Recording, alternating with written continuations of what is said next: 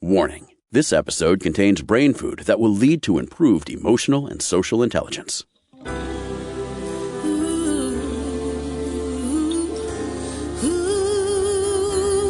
Give us 1 hour and we'll help you change the way you think about happiness.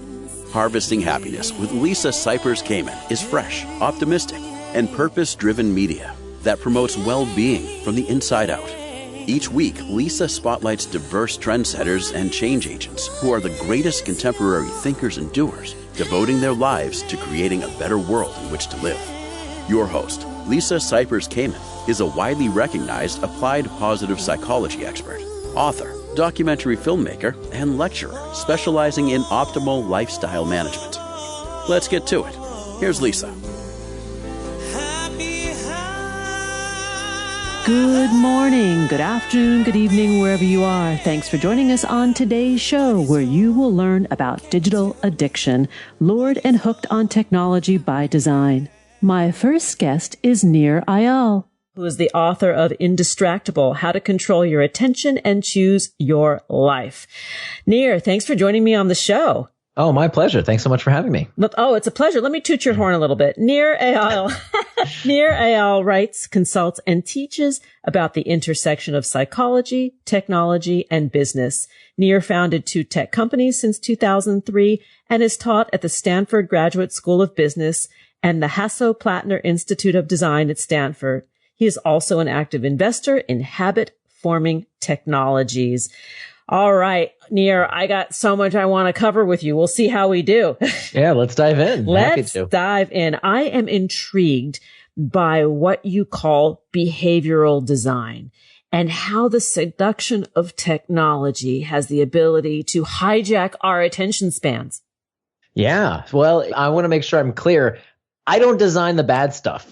No. Only he's a good guy. I wrote Hooked. I wrote my first book to steal their secrets. And the idea was that why is it only the social media companies and the gaming companies that make technology that's so habit forming and sticky? Why can't we use the same techniques to make all sorts of other products more engaging, to build healthy habits in people's lives? And that's exactly what's happened. So since I published Hooked 5 years ago, companies like Fitbod gets people hooked to exercising in the gym. Companies like Kahoot that I invested in, it's the world's largest educational software, gets kids hooked onto in-classroom learning. My clients include the New York Times, that I have helped them get people hooked to reading the newspaper every day. So the idea here behind my work is to use the psychology behind engaging products and services to build good habits. Now, given that I understand how these products work, I also understand the Achilles heel of these products and services. And so I wanted to write a book that helped me. I was patient zero here. I wanted something to help me not overuse these technologies, because I'm not a Luddite. I love technology. Technology's wonderful. I mean, obviously, look, we're talking here from miles away with this free technology and distributing this message all over the world now with these amazing technologies. So there's a lot of good we can get out of these technologies. We just want to make sure that we can use them in such a way that they serve us as opposed to us feeling like we are serving them. Well, let's talk a little bit about the neuroscience that is going on here. Like, what is happening under the human hood that we are so drawn to it? I mean, I know from a physiological perspective what goes on, right? We're getting dopamine and all sorts of good hormones running through our bodies that we love, oxytocin. But how do we learn to control these internal triggers? Yeah, so, there's a neuroscience joke that you won't find very funny, but there's a neuroscience joke that goes something like this, that says, what's the role of dopamine in the brain? And the punchline is the role of dopamine in the brain is to confuse neuroscientists. And we have to be very skeptical when people tell us that these technologies are, releasing dopamine and addicting us and hijacking our brains. That typically is an overstatement, and it's used to fearmonger a bit. And I understand it makes good headlines and it's very catchy and memorable, but we have to remember the technology is, dopamine is not cocaine. No, true. And endorphins are released when you give someone a hug, when you learn the piano, when you play tennis. All of this stuff, releases squirts of dopamine. So that being said, I mean, clearly these technologies are designed to be engaging.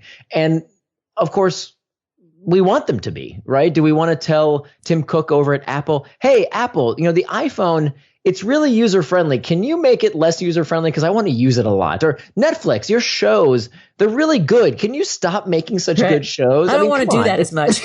It's ridiculous. So my point is, instead of blaming technology, and this is what we tend to see two categories of people when it comes to distraction. One group of people, we call them the blamers. They're the ones who say it's technology's fault. It's Facebook. It's the iPhone. It's that chocolate cake. It's doing it to me. The other group, and this is the group I used to fall into, we call those the shamers. The shamers are the people like me, like I used to do, who shame themselves. There must be something wrong with me. Maybe I'm lazy. Maybe I'm an imposter at my job. I don't really know what I'm doing. I don't have a good attention span. I have poor self-control.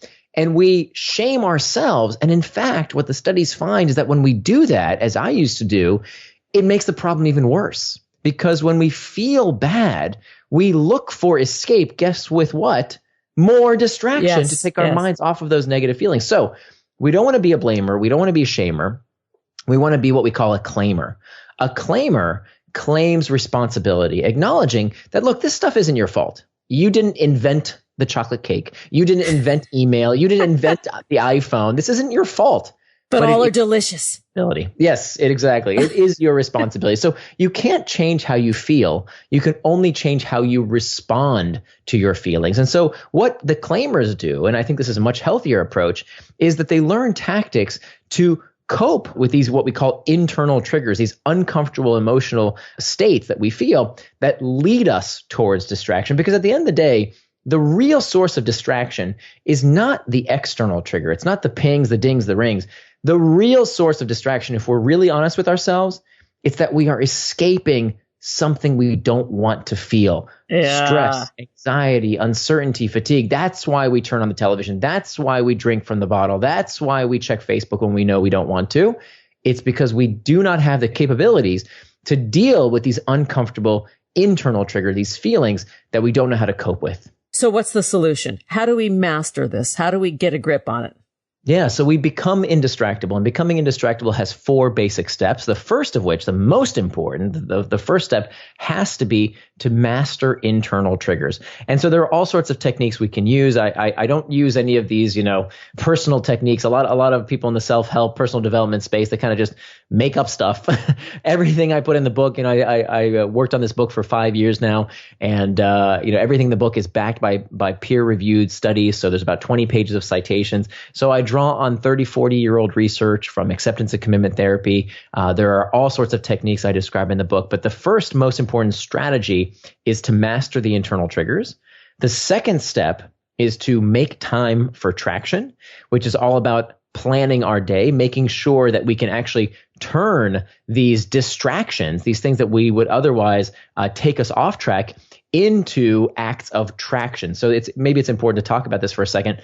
When you ask people, what is the opposite of distraction? They'll tell you focus. But I don't agree. The opposite of distraction is not focus. The opposite of distraction is traction. That if you look at the etymology of the word, both words come from the Latin root trahare, which means to pull. And they both end in the same 6 letters, A-C-T-I-O-N. That spells action. Action, yeah. So traction is any action that pulls you towards what you want to do. The opposite of traction is distraction, anything that pulls you away from what you plan to do. So this is really important for 2 reasons. Number one, anything can be a distraction. If you sit down at your desk like I used to do every day and say, okay, now I'm going to work on that big project. Now I'm going to do the thing that I've been procrastinating on. Here I go. I'm finally going to get to work. But let me check email first. Let me cross a few speed bumps. Exactly. And it feels worky, right? It feels productive. But I would argue that this is where distraction tricks you, because we think, oh, that's kind of a work task. That's important. I got to do that anyway. But I would argue anything that you did not plan to do with intent is just as much of a distraction. And that email is maybe a more pernicious distraction because, if you're playing Candy Crush, that's obviously not what you plan to do. But if if you're at work, but if you're checking email when you really need to be working on that big project, you're prioritizing the urgent at the expense of the important. And that is really pernicious. So just as anything can be distraction, anything can be an act of traction. So if you plan time for it, There's no moral hierarchy. There's nobody that says that, or I don't think we should say that Candy Crush is somehow morally inferior to watching football on TV. There's no difference.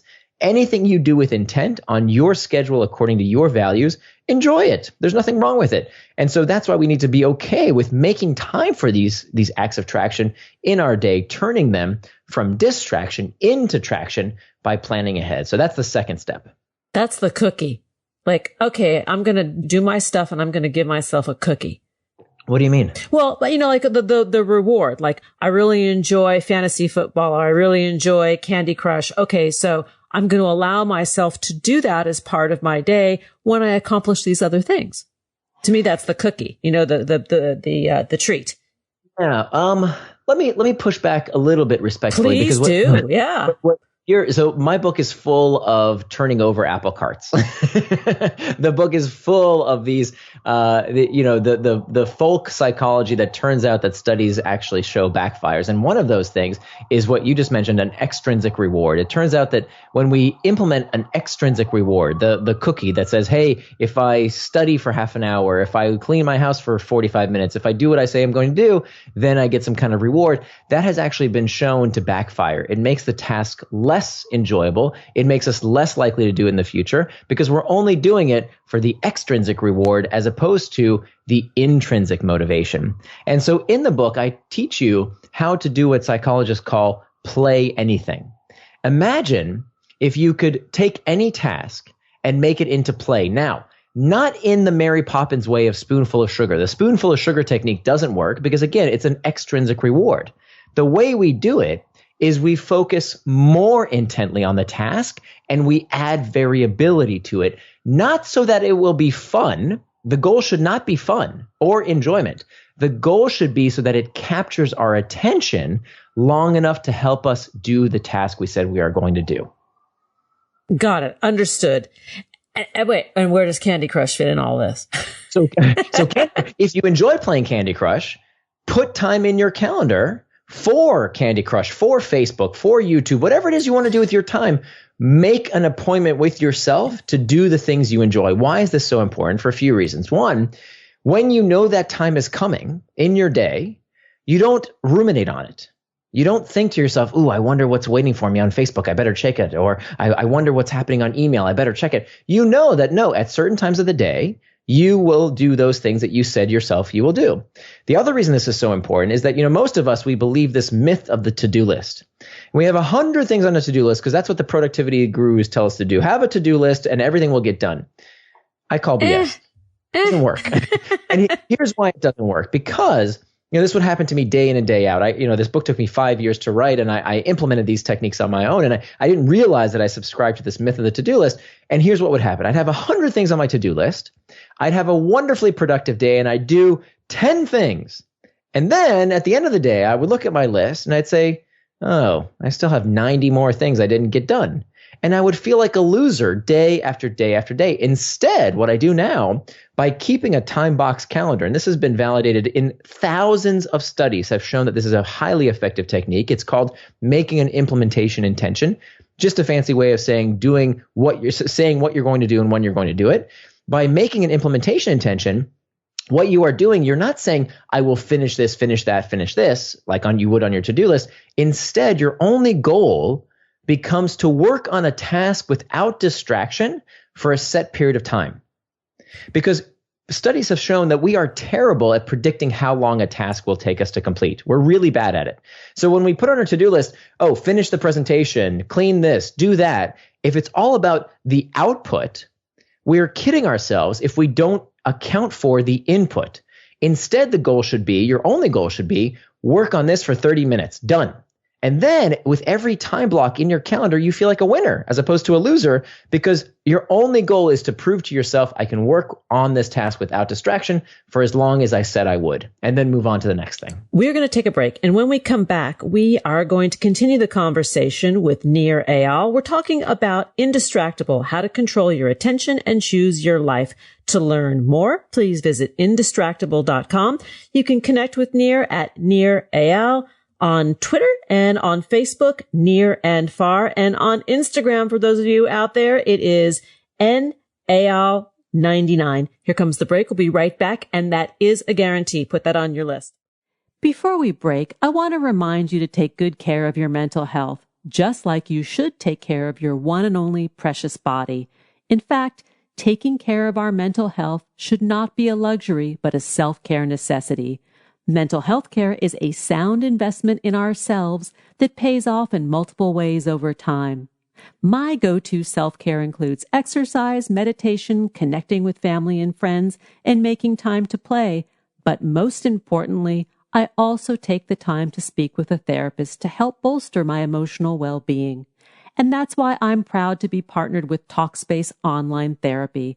Talkspace is a fraction of the cost of in-person therapy. And now, Talkspace covers 40 million people for online therapy through their insurance or employer. Talkspace is an affordable, secure, and private interactive platform that provides a virtual space to talk it out with a licensed therapist from the comfort and privacy wherever you are, 24/7, whenever, and for whatever is on your mind.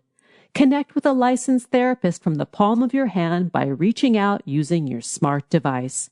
Talking it out reduces stress, anxiety, and depression. And Talkspace has thousands of licensed therapists trained in more than 40 specialties. Got something bugging you? Let Talkspace help find the right mental health care professional for you. We all need someone to talk to. Talkspace wants to give us the support we deserve at a price we can afford. Match with your perfect therapist at Talkspace.com or by downloading the Talkspace app. And don't forget to use the promo code HAPPINESS at checkout for $100 off your first month. That's $100 off your first month at Talkspace.com, promo code HAPPINESS. Now let's take that pause. To learn more about cultivating sustainable well-being at home and the office, visit harvestinghappiness.com and explore Lisa's experiential on-site brain fitness workshops, corporate programming, and speaking engagement services.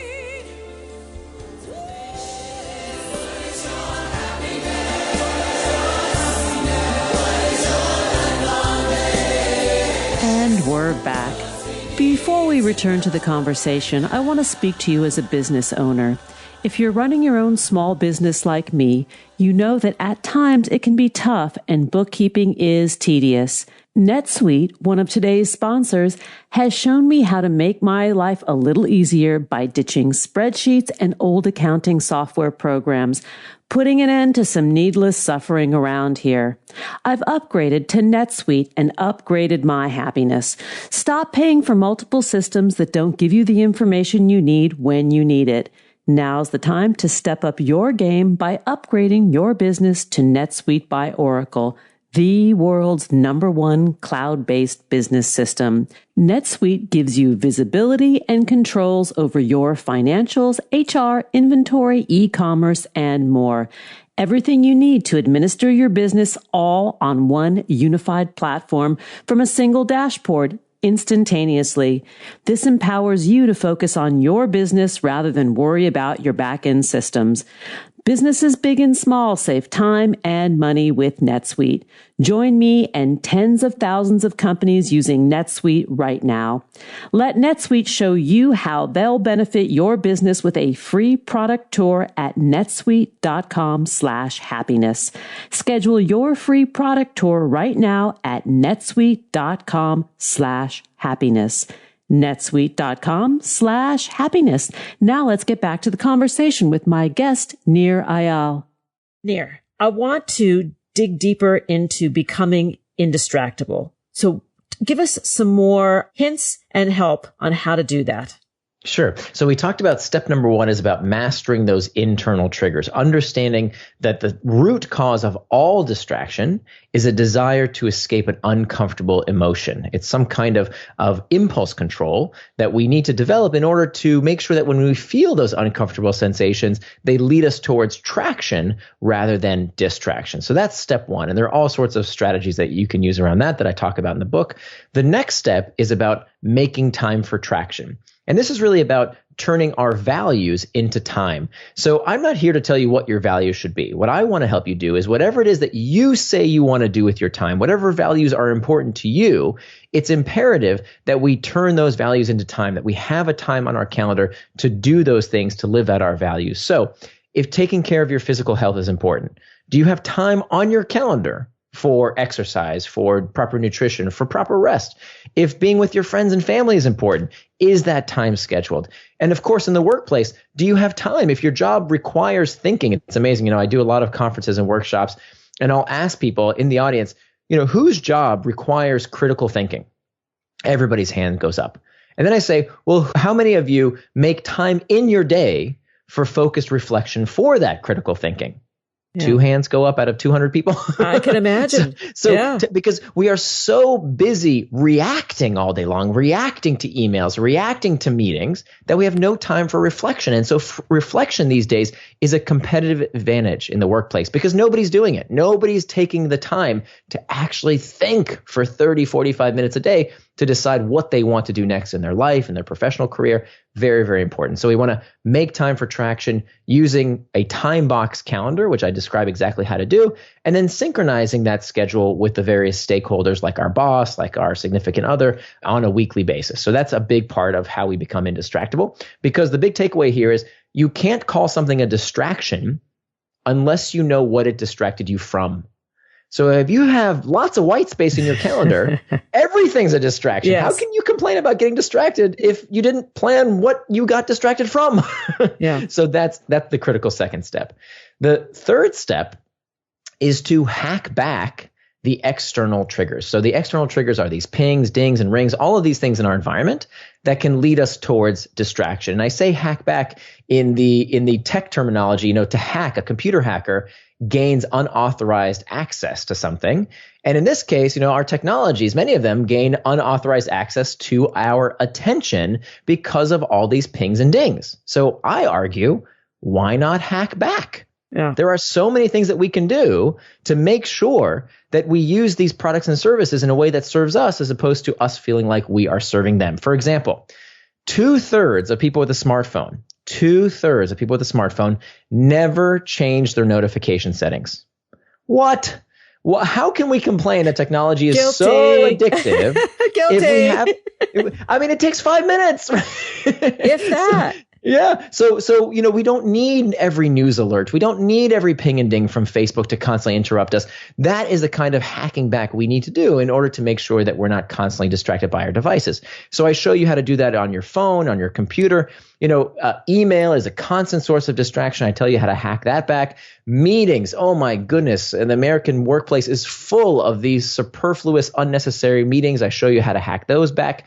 And most importantly, when they do surveys of what is the most distracting thing that the average American knowledge worker faces in their day, number one is not the computer, it's not the cell phone, it's your colleagues. The number one source of distraction in the workplace is being interrupted, especially for people who work in open floor plan offices. Terrible source of distraction. So I tell you exactly how to hack back all of these external triggers that can lead you towards distraction. So that's step 3. And then finally, the last step is about preventing distraction with pacts. Pacts are these pre-commitments that we make, these promises we make to ourselves, to other people that can help us stay on track. And ironically, the solution as a fail-safe, as the last step to preventing distraction, is using technology to help prevent distraction from technology. So I'll give you one quick example. There's a wonderful app. It's free. It's called Forest that I use every day. And every time I need to do focused work, every time I need to sit and think and do work that's a difficult task that I'm likely to get distracted while I'm doing, I'll open this app on my phone and I'll dial in how much time I need to do focused work for, 45 minutes typically. Then there's a little button that says plant. Okay. And when I hit this button plant, this cute little virtual tree is planted on my screen. Now, if I pick up my phone and I do anything with it, the little virtual tree dies. Oh. Now, who cares, right? It's a virtual tree. It doesn't matter. But that cute little virtual tree, I don't want to kill the virtual tree. So it's enough of a reminder to remind me, nope, that's not really what I want to do right now. That's not what I want to do with my time. I want to stay focused. I want to do the thing that I said I was going to do. So we can actually use technology to prevent distraction from technology by making these pacts. I love this. Years ago, we had someone on the show from the Pomodoro technique, and I noodled around with it. I used the timer for 20 minutes to see what I could accomplish. And listeners, you'd be surprised the stuff you can get done in 20 minutes. Absolutely. Yeah. And the Pomodoro technique is wonderful. It's something that a lot of people use. And I would argue any amount of time that you set aside to do what you say you're going to do and then accomplishing that task, this has so many benefits. Principally is that you are reinforcing your own agency. Yes. When we lie to ourselves day after day, as I used to do, I would say I was going to go to the gym. I wouldn't. I would say I was going to eat healthy, but I didn't. I say I was going to be fully present with my daughter, my wife. My mind would be elsewhere. I would say I was going to work on that big project, but I'd procrastinate. And this created a pattern of me convincing myself that I wasn't capable, that I wasn't good enough, that I didn't have self-control. That's BS. Exactly. So to break that cycle, we have to show ourselves that we have the agency in whatever small increment you can. This is how we become indistractable. We say we're going to do one thing and we follow through with it. It's imperative. And it's the skill of the century, because if you think the world is distracting now, just wait a few years. It's only going to become more distracting, right? With augmented reality and virtual reality and God knows whatever else is coming down the pipes from Silicon Valley.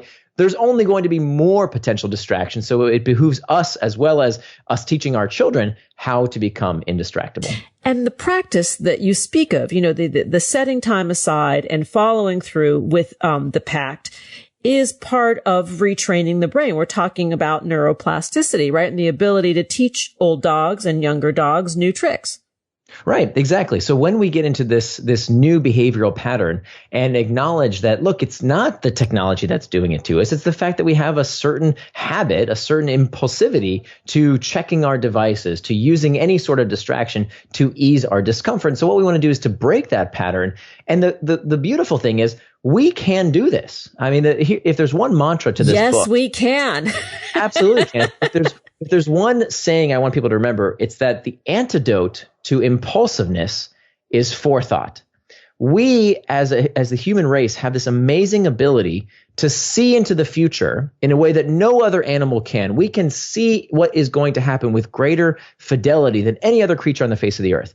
So if you wait until the chocolate cake is on the fork, you're going to eat it. Yeah. If the cigarette is lit, it's too late. If the cigarette is lit, you're gonna smoke it. If the phone is on your nightstand, first thing in the morning when you wake up, you're gonna pick it up. You've already lost because you're depending upon willpower and self-discipline and self-control. That stuff doesn't work. What works is having a system, planning ahead. That is how we can conquer every distraction. We're almost out of time, and I want to just bring up one more point. In the book, Indistractable, How to Control Your Attention and Choose Your Life, you speak about building indistractable relationships. And I would love for you to share a little bit about that, because you mentioned about being present for your daughter, being present for your wife. How does it translate? It does, of course, but I would love for you to share how you did it. Yeah, so that's one of the best benefits of becoming indistractable, is that I do what I say I'm going to do. I live with personal integrity when it comes to my relationships. And so that's taken on many different facets. I spend more quality time with my daughter than I ever did. I've been married to my wife now for 18 years, and we have a better relationship than we ever had. We used to constantly fight about why I wasn't doing my household responsibilities. We don't have those kind of fights anymore. I'm 41 now, and I'm in the best physical shape of my life because I actually work out when I say I will. So, and I'm more productive at work. I finished my second book, and it took me 5 years to write this book because for the first 3 years, I was always distracted. So It wasn't until I sorted through all this research. There's 20 pages of citations at the back of the book. It wasn't until I figured out this methodology and these 4 critical parts at the heart of distraction that I could finally overcome it. Well, you are a delight, and I am so glad we got to share this time together. The book we are speaking about is Indistractable, How to Control Your Attention and Choose Your Life, by my guest, Nir Eyal. To learn more about Nir and his work, please visit indistractable.com, on Twitter at Nir Eyal, on Facebook, Nir and Far, which is also your regular website too, right? Nir? That's right. Yeah, exactly. Nirandfar.com. I want to give the plug there because you've got some cool resources over there. So people can visit there. And on Instagram, it is NAyal99. Nir, thank you so much. And great success with this book. It's awesome. Thank you so much. I really appreciate that. Did you know that happiness is actually good for your health? Happy people live longer, are more productive, and make better partners, parents, and professionals. Connect with us on Facebook at Harvesting Happiness and follow Lisa on Twitter at Lisa Kamen for a daily dose of inspiration.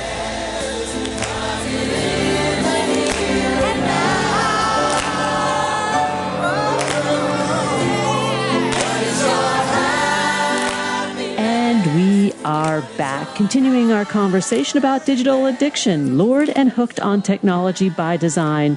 My next guest is a fave of the show. She's written a new book about dealing with a digital detox. Let's welcome back Jordan Reid.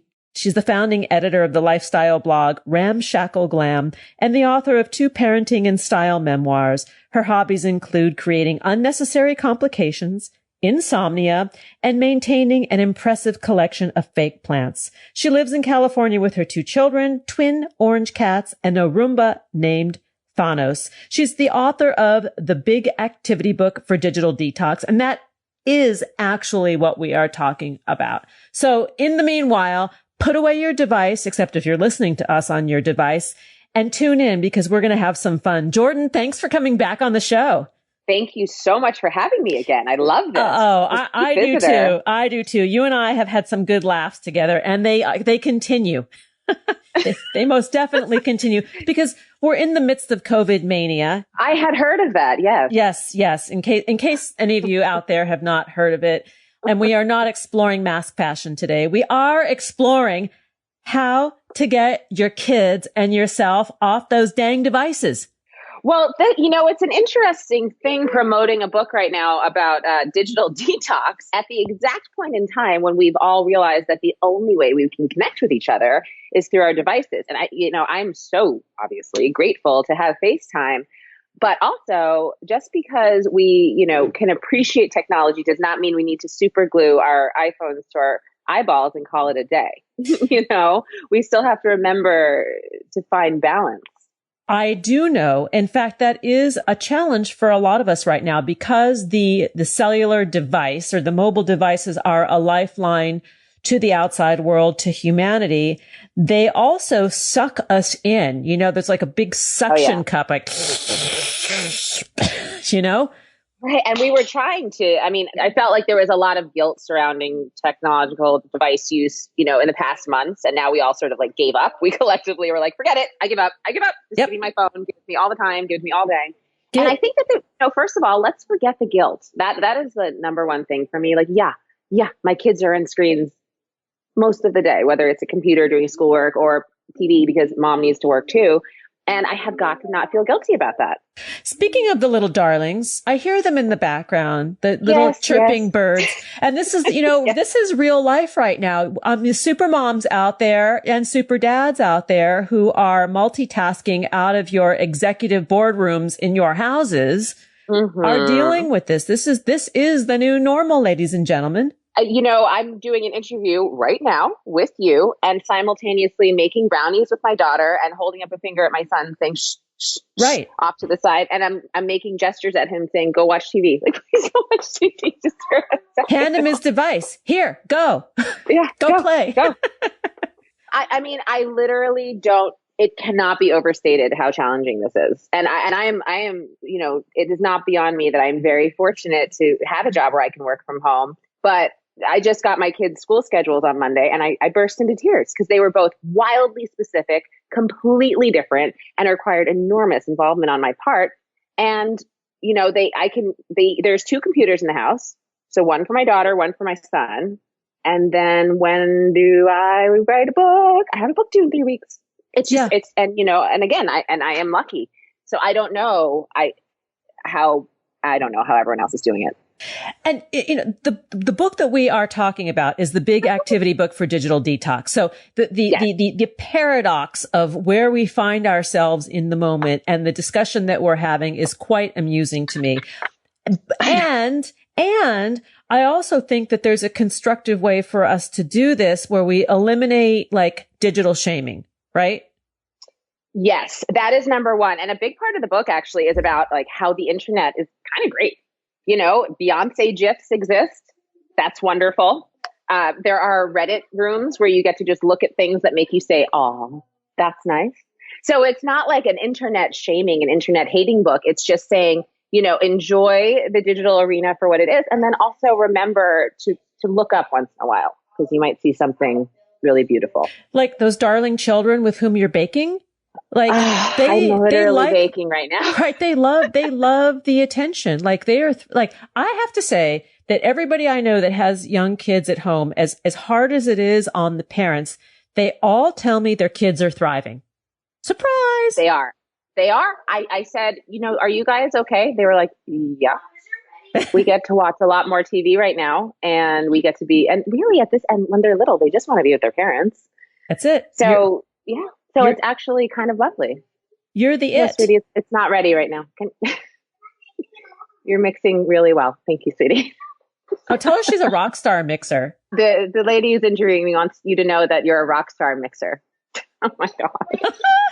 So what do we do, Jordan, when we can't get our kids or ourselves off a device? Like, what are some strategies where we can put a little balance into the equation? Because I think that's what a lot of us really need. It's not about like putting the thing away for good. It's really about how do we parse out or give ourselves a respectable diet with digital material? Yeah, you know what I think? It's about finding those little like snippets in your day where you're able to disconnect. Like I have a policy. We go on a walk every day for just, 20 minutes and I don't bring my phone. And that is hard. That is a challenge to not bring it with me because I'm like, what if something happens? But I don't. And what if I want to take a picture of them being cute? And then I realize I don't have to do that. I can take 20 minutes and I can not take a picture of anything. And it's really lovely. And we have in here a couple of the activities that I really enjoy. We have scavenger hunts for in the house and for around, a scavenger hunt, walk around the block. Nice. And, yeah, I think those are really fun. And we've been actually doing a lot of analog things like, I'll say like, go find me something that starts with an A, something that starts with a B, something that starts with every letter of the alphabet. And that takes up an hour. That's a solid hour right there.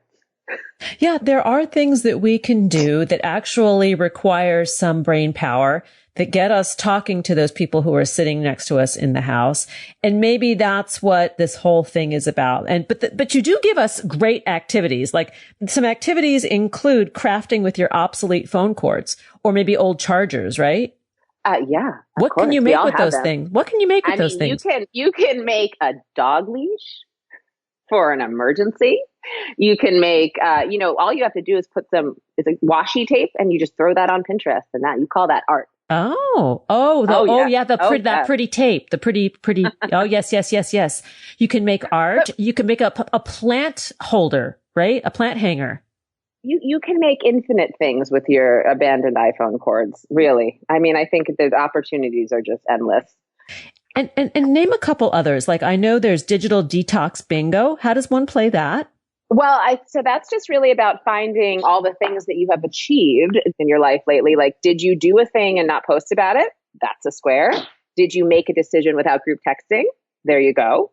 Did you delete an app? App deletion is huge. I think it's all about curating your feeds right now. Like, for example, I think Chrissy Teigen, I am all about her. I want her in my life. I do not want anyone who owns a pool in my life right now. I don't need to see it. I don't need to see you sitting by your pool because you know what that's called? That's called being on vacation. Oh, right. So it's not quarantine. And did you see David? No. And did you see David Geffen post his yacht? Did you see that? I didn't, but I did receive that. I got the memo. I did get the memo about that from my 95-year-old aunt. She said, do you know that David Geffen is on his ginormous yacht in the middle of the ocean riding this out? I was like, yeah, he's like, stay safe, everyone. Stay home, stay safe.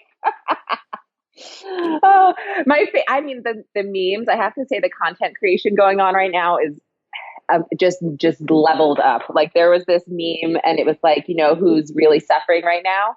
Guys on dating apps. Remember talking to a woman for weeks before you met her? Remember courtship?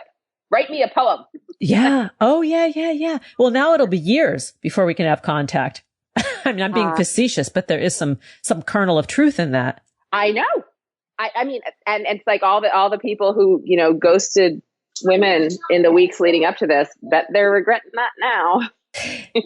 I saw a very funny little video. It was a TikTok video, which, I'm an older person. I'm not old, but, I'm an older person. TikTok is not my generation, but I do know about it now. And there was the most hysterical video on there of a woman who got dressed up as if she was going out to the nightclub to take her trash out. I love it. She desperately needed it. Like she desperately needed to put on the heels, the dress, and the makeup. And I totally get that. Yes. I put on eyeliner the other day. I don't know why, but I had to. Because I'm tired of looking in the mirror and seeing this shell of a human that I have become. Yeah. I mean, there is the haggard element, like we're all just a little shop worn. But let's go back to what it means to really take some time off from these devices. And maybe there's a redirection, something that we can think about when we're tempted to reach for the phone and we want to be good boys and girls and not do it. What do we do? I like I said, I think it's all about thoughtful consumption. And I think it's important to remember why you're doing this. Like, why am I posting this? What is the point? I mean, I think there's a lot of credibility. People are talking about limiting their news consumption to, pick a real source of excellent, an excellent source like, NPR or The Times. Get your news from that. And then that's it. You don't need the endless feedback loop of the news cycle going through your head all day and going through your feed. Taking a photograph, documenting quarantine life is really interesting. We're going to definitely look back on these times as this is a big moment in history. This is a generation changer. And it is important to document it. I really believe that. But it's not important to document everything. It's not the constant posting. You have to think why. Who am I trying to reach? And why, and that's been a really interesting challenge for me as, I've been a content creator for the past 10 years and posting all day, literally all day, every day about my life. And something about this moment has made me pull back on that in a really big way, which I have found personally interesting. As the world has quieted, it's like I've wanted to be quiet too. And it's felt very healthy. I want to ask you about that, but first we're going to take a pause and then we'll come back and we'll continue the conversation with Jordan Reid. We're talking about her book, The Big Activity Book for Digital Detox. To learn more about Jordan and her fabulously fun and insightful work, please visit ramshackleglam.com, on Twitter at ramshackleglam, on Facebook, ramshackleglam, and Instagram the same, ramshackleglam. Here comes the break. We'll be right back, and that is a promise. Who says money can't buy happiness? Whether you are a skeptic or seeker, check out Lisa's new book. Are we happy yet? 8 Keys to Unlocking a Joyful Life. A boot camp manual for greater emotional fitness is available at Barnes & Noble, Amazon, IndieBound, and HarvestingHappiness.com. Here's a truth bomb.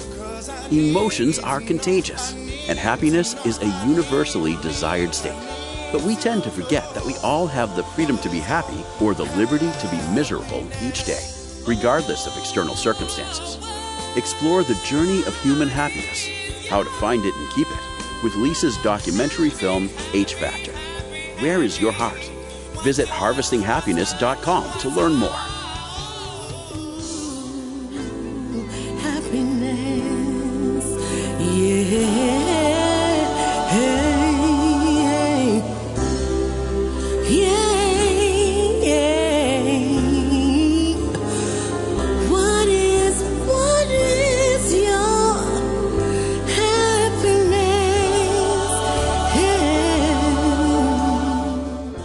We are back with Jordan Reid talking about digital addiction, lured and hooked on technology by design. Let's get back to the conversation with Jordan.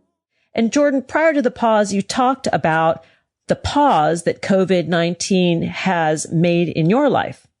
Yeah. So I have been a very public person. I've made a a business, really, out of being a public person since I was, 28 years old. A baby. And I was a little tiny blogger baby, just running around the city looking for a free lip gloss. And, I've written books about my life, my first 2 books, which nobody read. So that's okay. You haven't heard of it. No, but let's give them a plug. My first 2 books were about my life.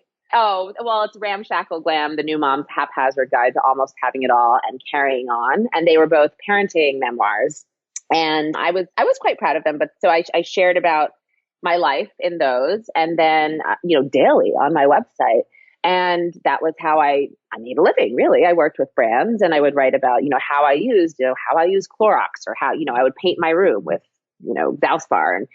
And now something in this moment, it's like I see people really leaning into extraordinary content creation, like the people on TikTok.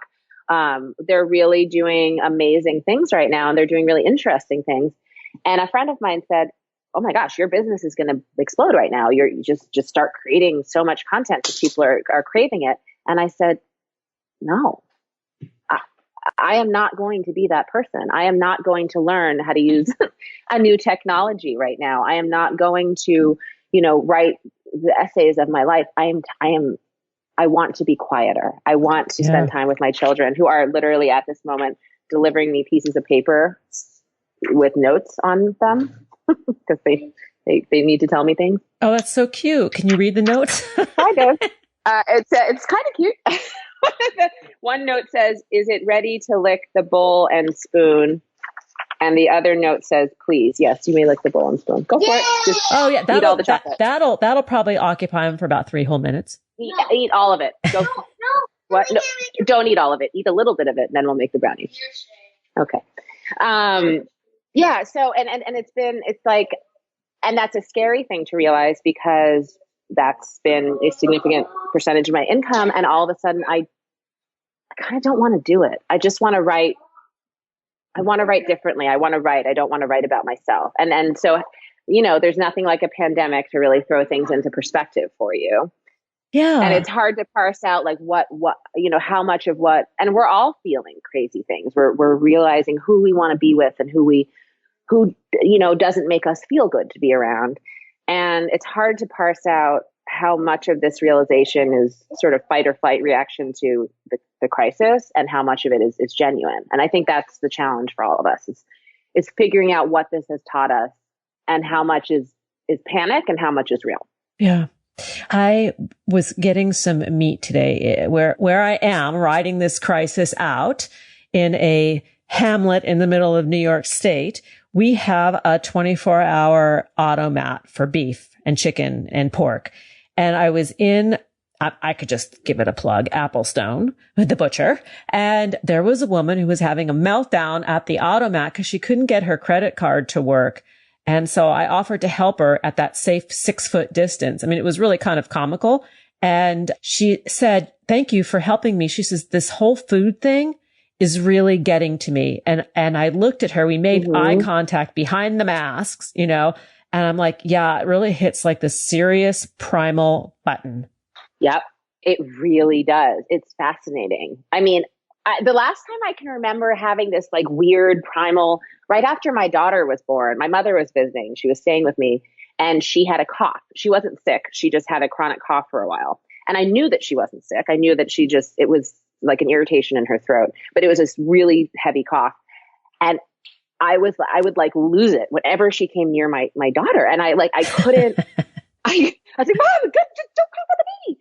But it was crazy because she wasn't, yes, honey, on you. It was because she wasn't sick. I knew that. I knew it. And something like, it was like this primal, this very primal reflex. And, people who have had children know that like, there's that, I think that's pretty common to have that like crazy hormonal, like you're just so hooked into your emotions after you have a baby, and they're crazy emotions. And I feel like people are getting that right now. Like if you have anxiety, it is amped up. If you have, any sort of issues are really like dialed up right now. They are definitely amplified. And then at one point, when we look to the phones to find comfort, the digital devices and that whole social media thing, some of us are becoming more agitated and choosing to dial back because it's not helping matters, you know?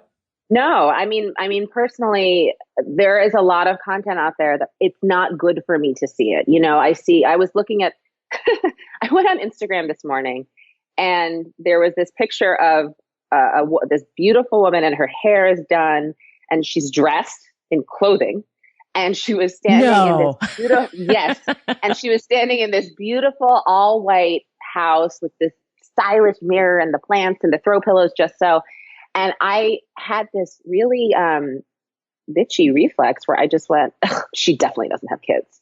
And I was like, ew, who am I? Why am I being judgy and mean just because this woman is, you know, has a nice picture up?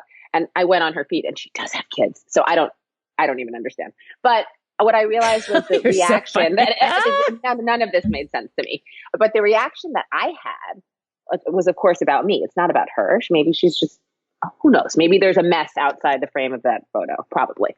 And I have certainly done that myself over the years. I publish, you know, lovely photo and just piles of trash just out where you can't see them. But the fact that it had this like weird negative reaction from me, I didn't like what it brought out in myself. So you know what?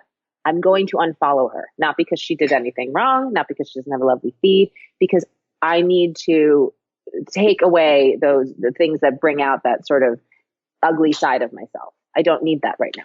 You know what I mean? I do know what you mean. And when we talk about positive psychology and the science of happiness, and now we'll get a little clinical here, that the social comparison, this need to keep up with the Joneses or to believe everything that we see out there in the media is true, which we know it's not.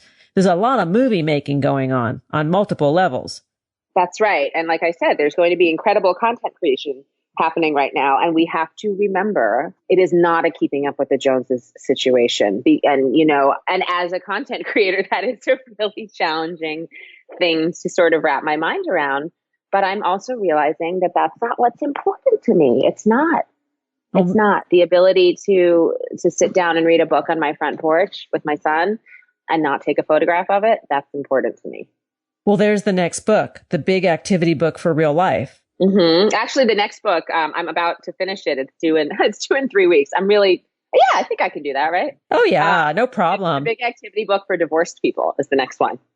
Oh yeah, because that's a fairly new thing. I mean, when we first started speaking and you came on the show prior, your move across the country was fresh, and so was the beginning of a new life. And there's a lot to rebound from and recalibrate when one door closes and another opens. That's for sure. Oh yeah. And you know, this is actually throwing all that stuff into high relief also. Just, you know, shared custody in the time of coronavirus is a really fascinating topic. Somebody else was talking about that the other day because like you don't really know how he or she, you know, what their level of safety is, you know, like, and you have no control over it. Right. And, you know, maybe you have one parent who's not working or both parents not working or, you know, and the kids have no school and all of a sudden all the schedules it's really interesting. And I did interview lawyers and psychologists right after this happened for an article. And the answer is it's unprecedented. There is no legal basis for this and good luck. Yeah. Everybody is winging it.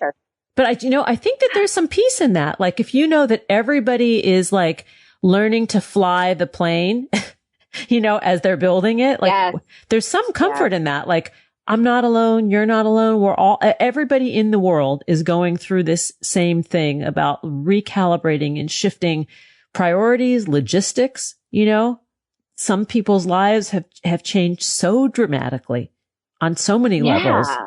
Yeah. I mean, and whatever plans you had for the future, well, they're gone. And there is something, obviously there's something distressing in that, but there's also something very exciting and very freeing. Just this sense of, I don't know where I'm going, but neither does anybody else. And really, that was true all along. Yes, it was true all along, but we didn't know it. We didn't know it.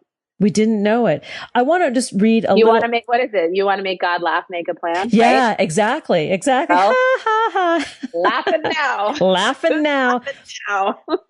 We are nearly out of time. And I want to just say, if you're yearning for freedom from your devices, find a pen and turn to the pages of this timely, and hilarious book. You don't even need to tweet about how retro you are or geotag the coffee shop where you read it. In fact, you might not even be able to get to that coffee shop that you usually go to. Soon enough, Jordan Reid and her co-author or illustrator, Aaron, will be by your side. You'll find that life without filters looks good on you. And I think that is the point, Jordan. Life without filters. Right. Yeah. Life without filters. Life without filters. Jordan, come back and let's talk about the next book. But the one we're talking about today is the Big Activity Book for Digital Detox, written by my guest, Jordan Reid, and the illustrations were done by Erin Williams. We want to give her a plug. To learn more about Jordan and her work, please visit ramshackleglam.com, on Twitter at ramshackleglam. Facebook and Instagram are the same, ramshackleglam. Jordan, always a pleasure, really. Such a pleasure. Yes, good fun. Good fun. Thank you for having me. Thanks for joining us on Harvesting Happiness today. This is Lisa Cypers-Kamen and my guests, Nir Eyal and Jordan Reid, wishing you kind thoughts, kinder words, and the kindest of actions. Until next time, remember, happiness is an inside job. Happiness is your inside job. Go out and rock your day. Remember to stay safe and healthy. Keep harvesting your own happiness anytime and anywhere from the comfort of wherever you are. Subscribe, listen, and share hundreds of downloadable episodes via our free app or from our libraries at toginet.com, iTunes, Google Play, and other fine podcast platforms. To learn more about Lisa's global consulting services, please visit harvestinghappiness.com.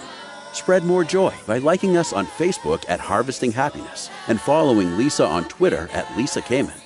Harvesting Happiness is produced in collaboration with TogiNet Radio, KBUU RadioMalibu.net, and is available on PRX, the Public Radio Exchange.